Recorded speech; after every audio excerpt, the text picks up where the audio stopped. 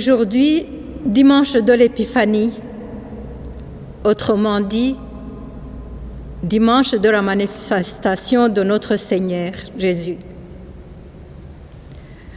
Manifestons notre appartenance à Jésus au nom du Père et du Fils et du Saint-Esprit. Amen. Il est impensable de parler de l'Épiphanie sans évoquer les mages. L'histoire et même les Écritures saintes racontent que les mages viennent d'Orient. Ils se laissent guider par une étoile qui les précède jusqu'au-dessus du lieu où se trouvait l'enfant. L'enfant, c'est du coup l'Évangile même. C'est depuis les origines de la parole de Dieu. C'est la bonne nouvelle. En fait, les mages comprennent sans le savoir que c'est l'enfant Jésus. C'est lui la lumière, l'étoile qui les a conduits jusque là-bas. Ils se prosternent devant l'enfant Jésus et offrent leur présent selon la tradition. De l'or, parce qu'il est roi. L'encens, parce qu'il est Dieu. De la myrrhe, parce qu'il est l'homme. Jésus est venu. Il est là pour tous les hommes. Ne sommes-nous pas frères et sœurs aussi, chacun de ces hommes et femmes qui viennent de partout, du monde entier, de toutes les nations? Laissons-nous guider humblement par cette lumière de notre vie. Jésus, parole vivante du Père aujourd'hui, qui se manifeste en chacun de nous à Anderlecht.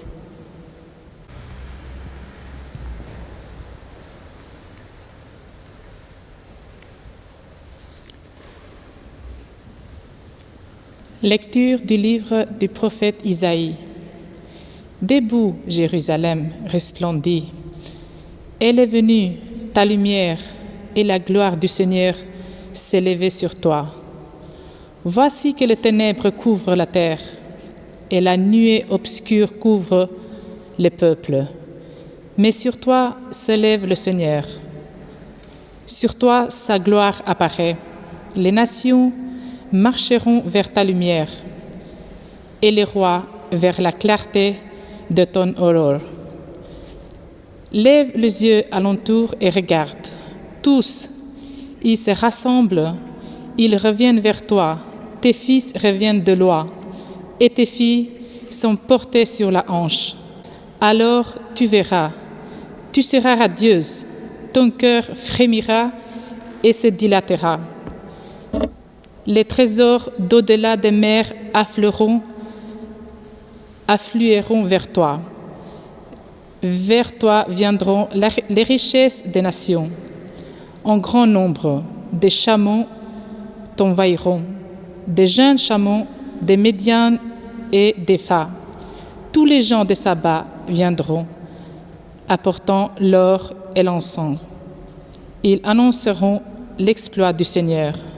Parole du Seigneur.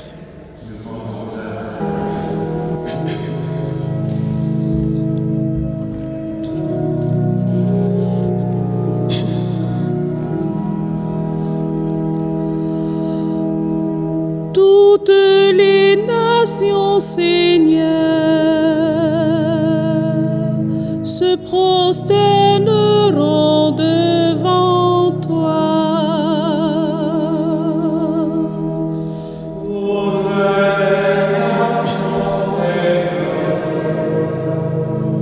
Se prosterneront devant toi. Dieu donne au roi et pourvois à ce fils de roi ta justice, qu'il gouverne ton peuple avec justice, qu'il fasse droit aux malheureux. Toutes les nations, Seigneur, se prosterneront devant toi. En ces jours-là fleurira la justice, grande paix jusqu'à la fin des lunes, qu'il domine de la mer à la mer et du fleuve jusqu'au bout de la terre. Toutes les nations, Seigneur, se prosterneront devant toi. Les rois de Tarsis et des îles apporteront des présents. Les rois de Saba et de Séba feront leurs offrandes. Tous les rois se prosterneront devant lui. Tous les pays le serviront. Toutes les nations, Seigneur, se prosterneront devant toi. Il délivrera le pauvre qui appelle et le malheureux sans recours. Il aura souci du faible et du pauvre dont il sauve la vie. Toutes les nations, Seigneur, se prosterneront devant toi.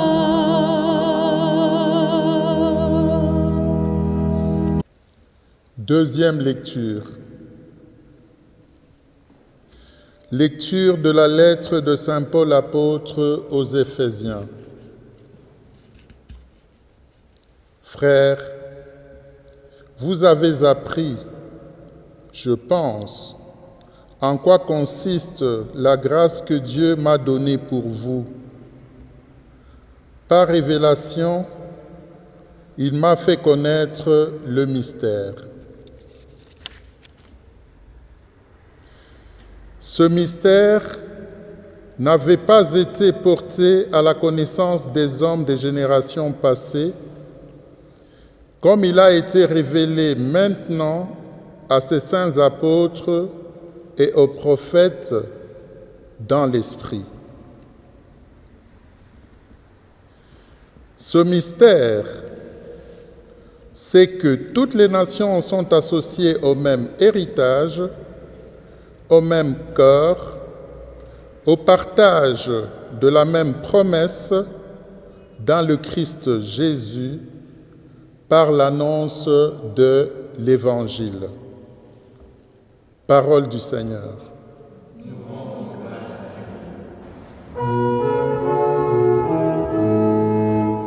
Alléluia, Alléluia, Alléluia, Alléluia, Alléluia, Alléluia, Alléluia, Alléluia, Alléluia, Alléluia.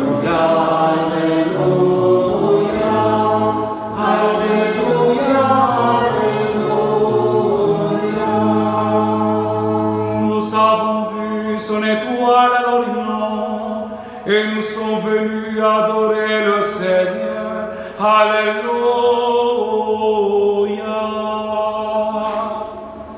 Alléluia, Alléluia, Alléluia, Alléluia, Alléluia, Alléluia, Alléluia.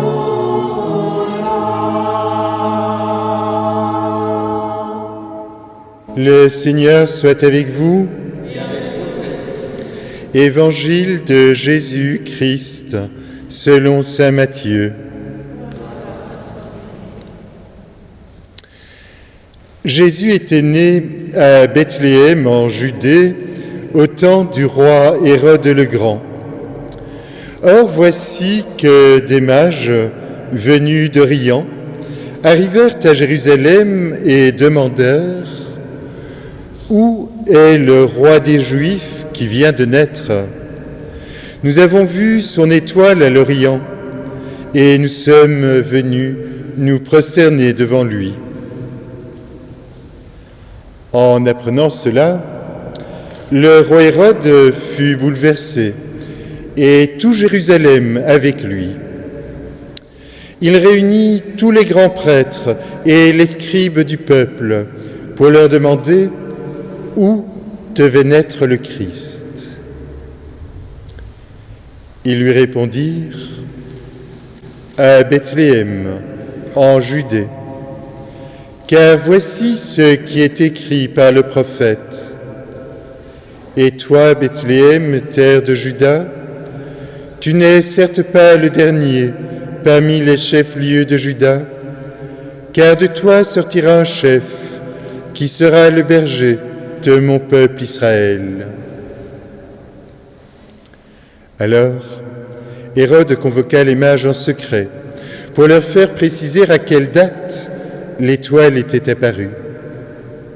Puis il les envoya à Bethléem en leur disant « Allez vous renseigner avec précision sur l'enfant, et quand vous l'aurez trouvé, venez me l'annoncer, pour que j'aille moi aussi me prosterner devant lui. » Après avoir entendu le roi, ils partirent. Et voici que l'étoile qu'ils avaient vue à l'Orient les précédait, jusqu'à ce qu'elle vienne s'arrêter au-dessus de l'endroit où se trouvait l'enfant. Quand ils virent l'étoile, ils se réjouirent d'une très grande joie. Ils entrèrent dans la maison, ils virent l'enfant avec Marie, sa mère. Et tombant à ses pieds, ils se prosternèrent devant lui.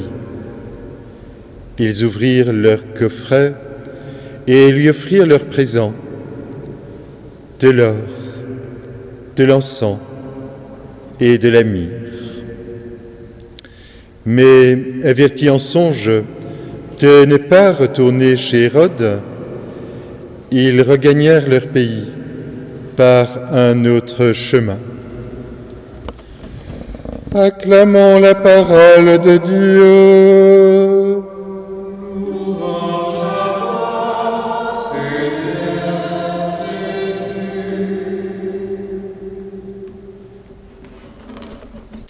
En cette fête de l'Épiphanie, il y en a deux qui sont particulièrement heureux dans la crèche.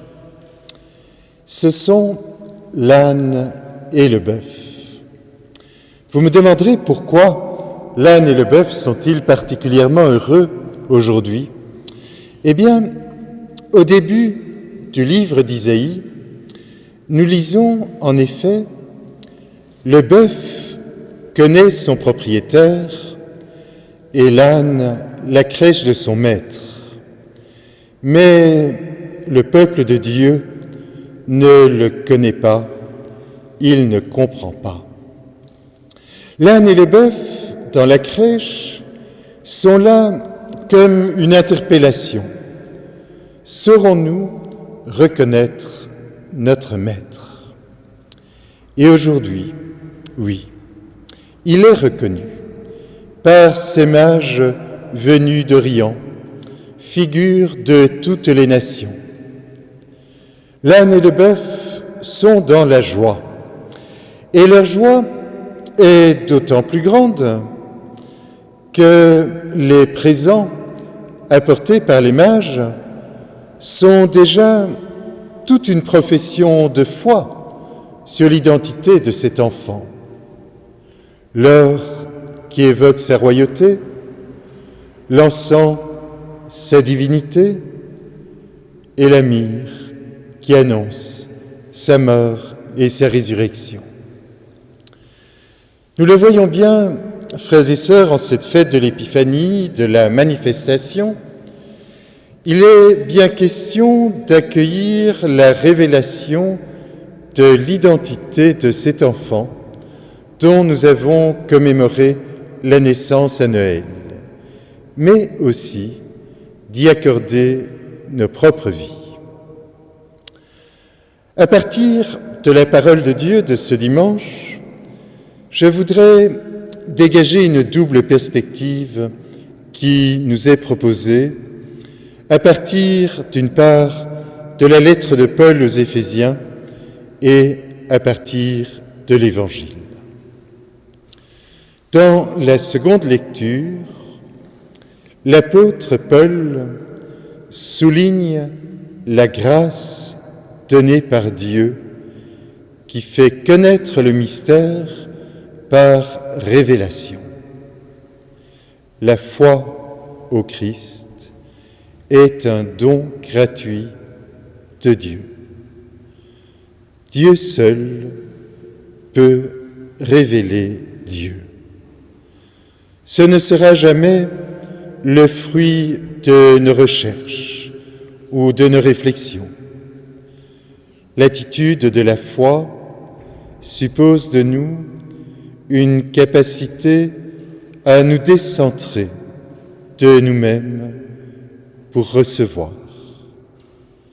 Accepter de ne pas être par nous-mêmes, de nous suffire à nous-mêmes.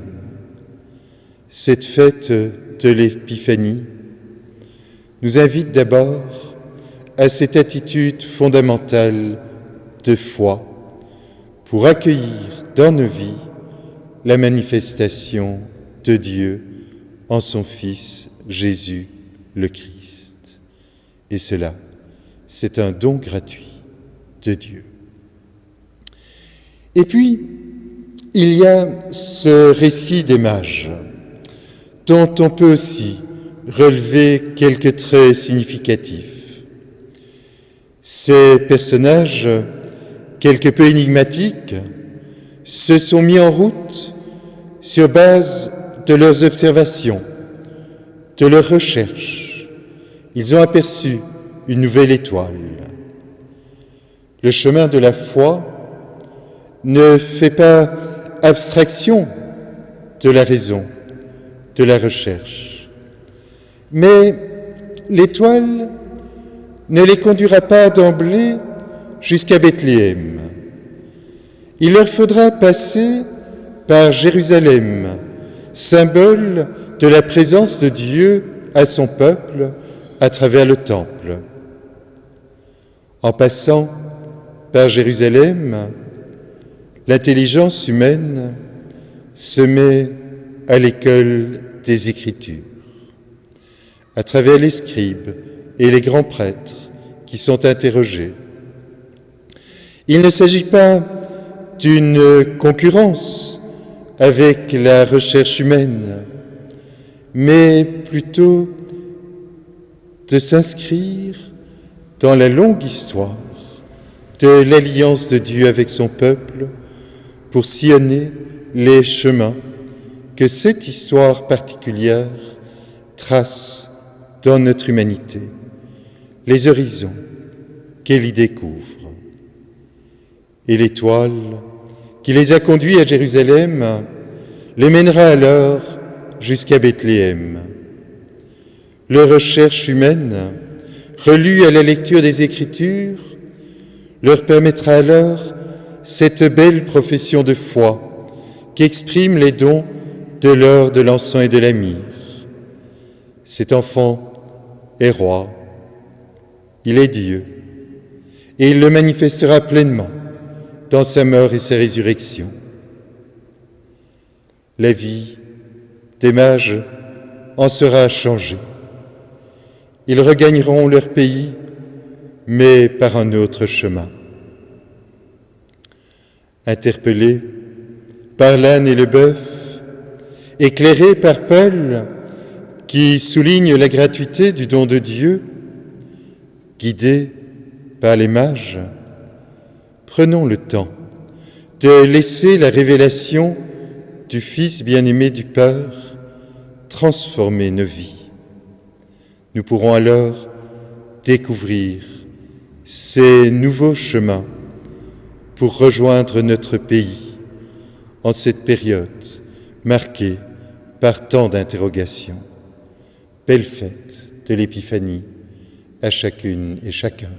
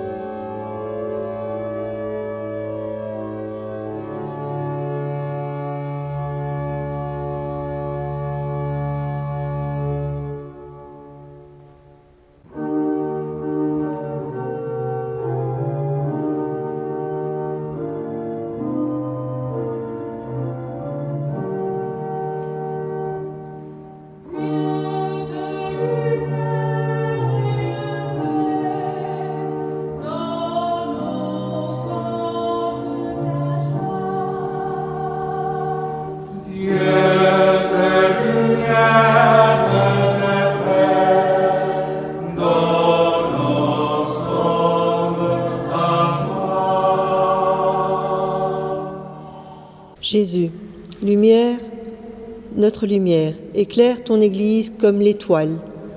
Guide les pasteurs de ton peuple. Rassemble tes enfants dans la confession de ton nom, dans la fraternité et le service. Nous te prions. Dieu de lumière, dans nos âmes ta joie. Jésus, notre Dieu, étoile de nos vies, soutiens l'espérance de l'humanité en ce temps d'épreuve. Éclaire notre route, donne-nous de marcher à ta suite et fortifie tous ceux et celles dont les jambes fléchissent. Nous te prions. Dieu de lumière, dans nos âmes ta joie. Jésus, lumière pour toutes les nations, nous te recommandons les églises d'Afrique, avec lesquelles nous voulons chaque année marquer notre solidarité en ce jour de fête. Soutiens leurs évêques, leurs prêtres, leurs catéchistes et tout le peuple qui t'appartient. Nous te prions. Dieu de lumière et paix, donne aux hommes ta joie. Jésus, Verbe éternel du Père, viens combler de ta sagesse tous ceux et celles qui ne te connaissent pas et qui cherchent la lumière. Donne à ton Église de témoigner de toi par toute sa vie. Nous te prions. Dieu de lumière et paix, donne aux hommes ta joie. Et rassemblons maintenant notre prière en nous unissant aux intentions des uns et des autres, en nous unissant dans cette fraternité que Jésus est venu inaugurer entre nous, qui nous permet, avec lui, de nous reconnaître tous les enfants d'un même Père. Notre Père, qui es aux cieux, que ton nom soit sanctifié, que ton règne vienne, que ta volonté soit faite sur la terre comme au ciel. Donne-nous aujourd'hui notre pain de ce jour. Pardonne-nous nos offenses, comme nous pardonnons aussi à ceux et celles qui nous ont fait. Et ne nous laisse pas entrer en tentation, mais délivre-nous du mal. Dieu de lumière et de paix, par ton Fils bien-aimé, tu nous as éclairés par la lumière de ta parole. Nous te rendons grâce pour la bonne nouvelle de l'Épiphanie qui nous soutient tout au long de notre marche, même lorsque les ténèbres paraissent victorieuses. Que ton Esprit Saint nous rende toujours accueillants envers les autres, surtout nos frères et sœurs venus de loin. Alors, ta lumière brillera sur notre monde. Gloire et louange à toi pour les siècles des siècles. Amen. Frères et sœurs, que la bénédiction du Seigneur vous accompagne toutes et tous au début de cette année nouvelle que nous venons de commencer. Bonne rentrée aux enfants qui reprennent demain le chemin de l'école. Bonne reprise aussi aux jeunes qui doivent souvent se partager entre les cours et le travail à la maison, un fameux défi. Puis rappelons que nos églises de Notre-Dame Immaculée, Saint-Joseph et Saint-Guidon restent ouvertes pour la prière personnelle le matin à Notre-Dame Immaculée et Saint-Joseph, toute la journée à Saint-Guidon. Les prêtres et assistantes paroissiales de notre unité restent aussi disponibles à chacune et à chacun. Veillons les uns sur les autres en ces temps qui ne sont pas faciles.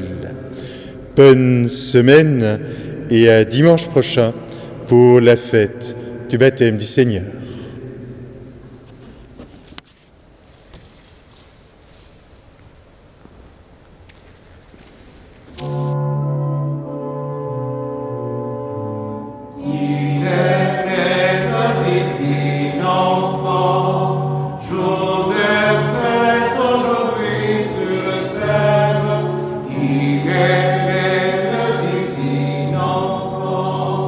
Chantons pour son avènement.